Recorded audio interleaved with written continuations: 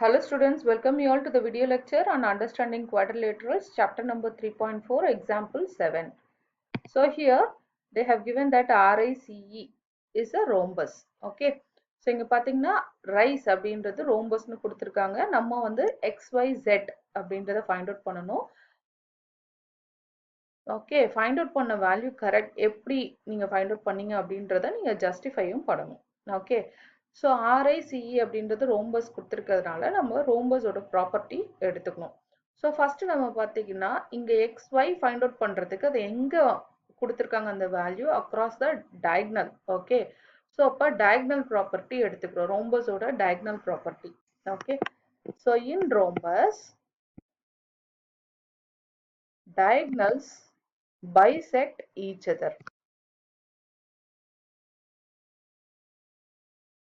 Okay, so diagonals வந்து bisect பண்றதுனால நம்மளுக்கு இந்த distance அதாவது OE is equal to OI, அதே மாதிரி OR is equal to OC.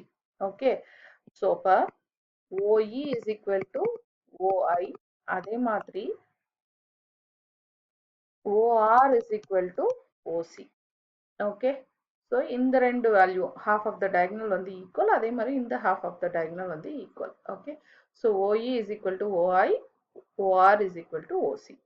So OE அப்படின்றது என்ன மென்ஷன் பண்ணியிருக்காங்க, X. OI அப்படின்றது வேல்யூ அவங்க கொடுத்துட்டாங்க 5. ஸோ இப்போ X ஃபைண்ட் அவுட் பண்ணியாச்சு 5.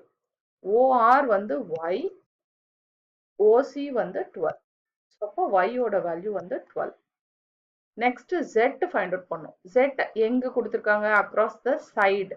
ஓகே, ஸோ அப்போ ரோம்பஸோட சைட் ப்ராப்பர்ட்டி எடுத்துக்கிறோம். Okay, so in rhombus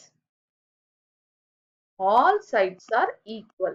Okay, so எல்லா சைட்ஸுமே ஈக்குவல். அப்போ என்னது, RI equal to IC equal to CE is equal to ER, எல்லாமே ஈக்குவல். ஸோ ஒரு சைடு மட்டும் 13 கொடுத்துருக்காங்க, கரெக்டா? ஸோ அப்போ கண்டிப்பா எல்லா சைடுமே 13. ஸோ அப்போ டைரக்டாவே நம்ம எல்லா சைட்ஸும் ஈக்குவலா இருக்கிறதுனால Z கண்டிப்பா என்னதுதான் 13 டைரக்டாவே எழுதிடலாம். ஓகே, அப்படி இல்லை அடுத்து இன்னொரு ஒரு ஸ்டெப் போடணும் அப்படின்னா, so RI is equal to RE, which implies Z is equal to 13. Okay, so இதுதான் உங்களோட example 7. Okay, thank you, thanks for watching.